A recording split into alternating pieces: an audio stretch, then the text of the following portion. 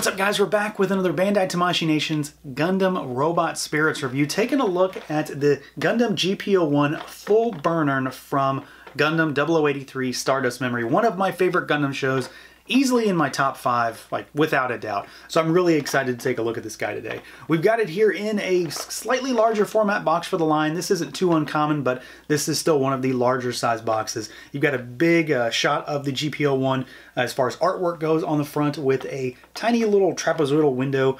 You can barely make out the suit in there a little bit. You've got product shots on one side, you've got accessories and kind of the loadout on the other side, and then the back of the box, in typical Tamashii Nations fashion, has a bunch of product shots showcasing how it moves and some of the accessories it comes with, as well as a nice cross-sell with it locked in battle with the GP02. So let's do it. Let's pull it out and take a look. And here we go, out of the package, our Gundam GP01 Full Burner version Robot Spirits figure. And again, this guy is from the 0083 Stardust Memory series. So a very popular series, one of my all-time favorites. It's probably on any given day up in my top 5 when it comes to Gundam series. And this suit is among one of my favorites in many instances. This is the second version of the GP01 in that series. Robot Spirits already has released the GP01. We'll do a comparison between that guy because I do have that original one. So this is a upgraded version after it gets beaten and battered. It gets upgraded and it gets new parts, and that's where these big monster thrusters come into play, because this is a space-faring mobile suit at this point. So there is a lot of cool stuff going on here. This entry in the Robot Spirits is easily one of the examples of why I really like this line, because there's just so much stuff going on here, from the figure itself to how it moves, and then of course to a almost obscene number of accessories. So let's get started, see what this guy can do, see how he moves around. It is about as articulated as you might expect if you're familiar with the line, which is to say it moves pretty well. So we've got a head that can look, I mean, super far up, and he can look all the way down. The neck will actually come up out of the chest cavity to allow you to go down. You've got your tilt side to side, and then you've got rotation. Be careful, you know, you've got the V fin up there at the top. I always just err on the side of caution. It is really thin plastic, so watch out for those. Arms will go out at the shoulder, and it's really interesting. There's actually like a perpendicular butterfly joint in there, almost, is the only way to describe it, because usually these have chest flex, which this one does, so you can get the arm to come out a little bit. The chest will flex slightly, but here there is a cut in the arm that will allow it to go out further, which I think is pretty interesting. That's kind of neat. The shoulder pads will move to allow you to get around some of that stuff. You've got moving armor plating here. Arms go forward. They, of course, go backwards, but you've got to watch for your big thrusters. We've got bicep swivel, double jointed elbows, and then you've got ball pegs at the wrist, so a little bit up and down, and then rotation. The thrusters on the back do move, so they swivel at the backpack itself. They hinge, and then they swivel on themselves, because these thrusters are meant to go forward to, you know, sort of stop him and to make him back up. And then within that, you've got moving thrusters here, you've got moving thrusters here as well. So there's a lot of articulation just in this backpack area. We've also got our torso, so he goes forward a little bit. It's, of course, a Gundam, so it's not all that great, but it does do a little bit. And then you've got a little bit backwards. You've got twist here at the waist, which is pretty good. It's not perfect, but it is it's decent enough, I think. Your skirt pieces will move. They're on ball pegs, so they go forward just to get out of the way, because legs kick forward and then they kick backwards. There is a thigh swivel. They kick outwards about this far, and then they've also got drop down joints as well, so you can drop them down within that cavity. You've got your double jointed knees, and they go back really good for, you know, such big monster legs. He's got big monster calves, and then you've got your rotation. You've got a good side-to-side pivot down here at the ankle, and then you've got kick forward and then kick backwards, and then the actual feet will move, you know, independent from one another. It's sort of like a toe hinge, but it's not really the toes, because it's the front of the foot. So this thing does move around really well. I mean, it does have the monster backpack to deal with, and it does kind of get in the way in a little bit of an instance here and there, but otherwise it's very par for the course when it comes to Robot Spirits. It's very familiar territory in many instances to the regular GP01, but of course this also is its own thing. Aesthetically, this is more of the same too, because this is very familiar territory to the regular GP01, but this is very much its own thing. And I really like this version of this suit. I mean, when it comes to this show, all of the Gundams are very similar in a number of ways, but they are all very different from one another. So the GP01 is different from the 02 to the 03, and then even the full Burnern version is really different enough from the regular GP01 that it stands out and is not just a regular upgrade, kind of suit that they're sprucing up in mid-show to add a little bit more flair. This thing is very much its own thing. And keeping in line with the Robot Spirits line and the Ver anime kind of aesthetic here, there is a very cartoon look and feel here, which I very much love. I love that idea behind this particular subset of figures when it comes to Robot Spirits. And then I just like I don't want to say simplified look, but it's a lot of molded plastic. And I don't need a lot of paint on these figures when it comes to Gundam figures because they don't really need them. It's where it's needed. You've got some little bits, like on these red stripes here. There's some green down here on the feet. You've got the yellow sort of V emblem there on the chest, and it's enough to give it a little bit of flair and a little bit of extra detail. But everything that needs to come through comes through really well, just as molded plastic, because of course it's a giant mech. So there is going to be a lot of just molded color on this thing, and I think it comes through really nicely here. It's also sized really well. I think proportionally it looks really good, because this is another instance of a Gundam that has really chunky legs, specifically from the knee down, and it's a very unique thing. It's a very unique look, and I really do like it here. The blues are super saturated on the chest. The cockpit has that nice red opening there, and overall it's just a really cool looking suit that I think translates into figure form very, very nicely. Again, we'll do a comparison to the regular GP01 here shortly, but this guy is a really cool looking suit. It moves really well, and its design is translated into figure form really well, especially when it comes to the head sculpt. I love the use of the metallic green on there, the red stripes, and then the yellow for those Vulcan cannons up top. So good sculpt. I mean, great paint where it's needed, but again, this is one of those instances where a lot of molded plastic is very much in the figure's favor, and I think Bandai did a really solid job just fleshing this thing out from anime to figure. And then, like I said, here is our comparison between our GP01 full Burnern, so our new figure, and our GP01, the base version figure that came out a little while back from Robot Spirits. Still both within the same Ver anime line. And you can see there is a lot of similarity here, but there is a lot that's really different. So they're very clearly related when it comes to being mobile suits, being Gundams, and then of course in this instance being an action figure, but they're very, very different too. They have a similar designs when it comes to the head. A lot of the torso area is really similar, but at the same time there's a lot of nuance between the two when it comes to the different color schemes. The legs share a lot of the same similarities, except you get that big chunkiness, the extra armor plating on these. This looks more like a regular, well, kind of like a ground Gundam, and this is very much something that's suited for space. So there is a definite progression between this figure and this figure. So there's not a lot to quote-unquote compare to, because they are two instances of the same thing. And it's just nice to see them side by side. But I think you can get a good idea of what has been changed, what has been, I guess you could say, upgraded when it comes to how the suit transitions from one mode to another in the show, and then how they look like next to each other when it comes to maybe having a display on your shelf. So there's a lot of similarities here, but these two are very, very unique and different figures from one another once you get them right in front of you at the same time.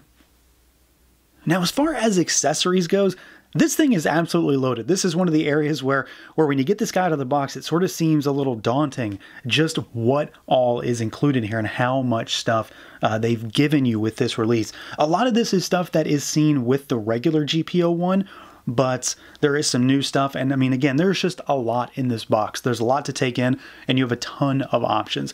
The first of which is hands. So you do have some different hands. We've got gripping hands on them in the box, just standard gripping hands, essentially fists that are slightly open.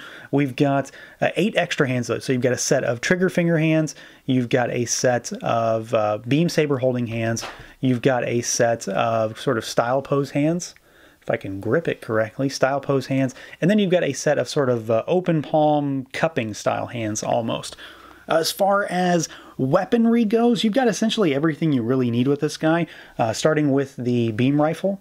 So there's not much paint on it, but you do have a little sort of lick of purple on there on that scope.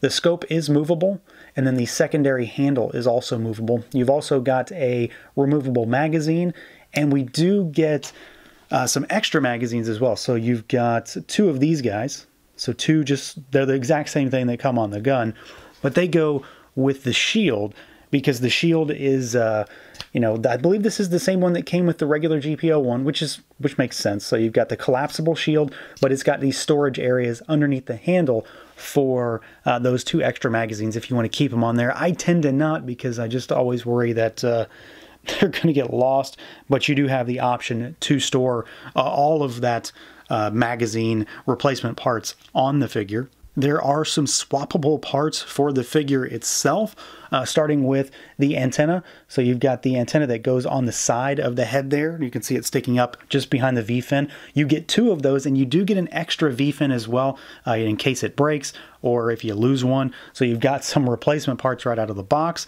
We get replacement parts for these chest vents here. So when this version is used, there are thrusters that are underneath there. So you get 2 thrusters that will actually pop off and pop these on, and these are effect part compatible, so you can put the thrust effects in these on the chest.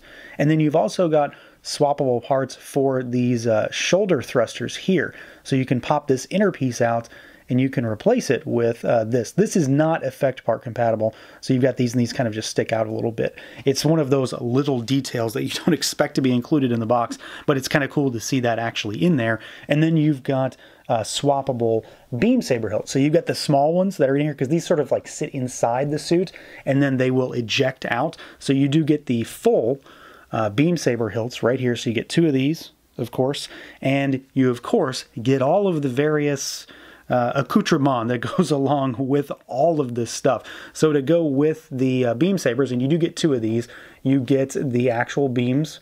So you get the blades, big long pink things. I love these. I mean, I love when we get these with these figures because they're really solid effect parts, and they really go all out on these, and I love the design. I love the flared base there. And you also get the slashing effect as well. So this is a big monster piece of plastic right here. You pop that in, and you've got that big arcing piece to where he's slashing forward or arcing it back as he's about to strike down. So I really love that. I think it's a cool idea. So you've got that there. We do, of course, have some effect parts for the gun. So you've got the long blast, and I do believe this was included with the first one, and it's 2 parts. So the muzzle flash is its own piece, and you peg the beam through, and then you peg that into the gun. So you've got that. But you also have a smaller one, and I do think this might be new, or at least it didn't come with that one. You've got a smaller one, which I actually think I like a little bit more.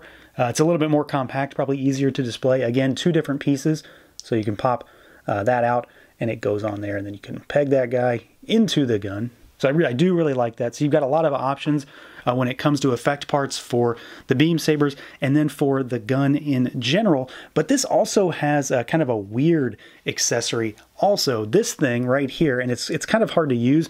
This is the beam, I think it's called the Jute or Jute, and it's based on an actual Japanese, style sword where you would be, getting attacked or something, and the, well, actually, I think it goes like this, right?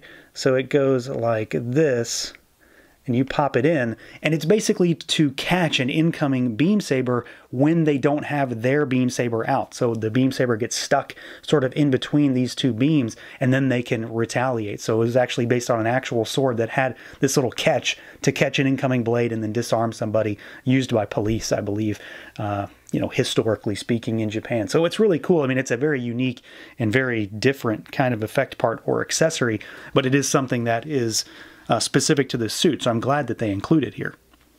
And then one of my more favorite effect parts that we get, because we just keep going, is this big thing. And this is where, unfortunately, I have to say that I don't have the corresponding suit, the figure that goes with this. I don't have the GP02. It's going to be reissued, and I'll get him, but I don't have the suit that really belongs with this. This is a clashing beam effect. So what you do is you would have your, your figures clashing like this, and you'd stick another beam through this, just like this, and you can have them sort of locked in battle.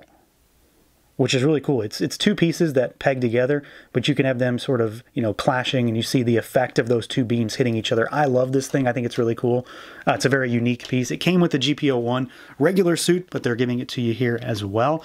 And then we have thruster effects. If I haven't missed something, we have thruster effects as well. So you get two of the more standard thruster effects, and you can put thruster effects on the actual verniers on the back, on the backpack as well. So just pop it in like right here, and you can peg that in, and you've got a thruster effect on his back.